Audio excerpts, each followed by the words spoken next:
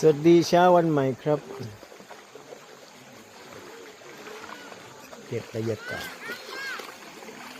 ยามเช้า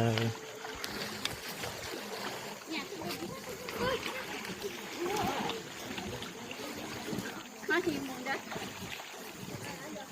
เล่นน้ำกันไปเอ็มมาตัวได้เละตัวอย่าตาบุดอีก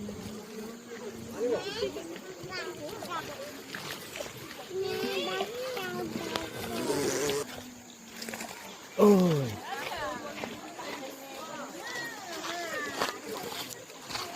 แผนกเลี้ยงพาไปเล่นน้ำที่ไหนโอ้บกาสะวันนี้เลยบกาสะกันจริงโอ้หน้าสงสารเขากินปูลูกปลากีมานั่งกินของเมื่อวานเนาะดูเลยว่าngười ta bị này bị thằng ngại rồi nhớ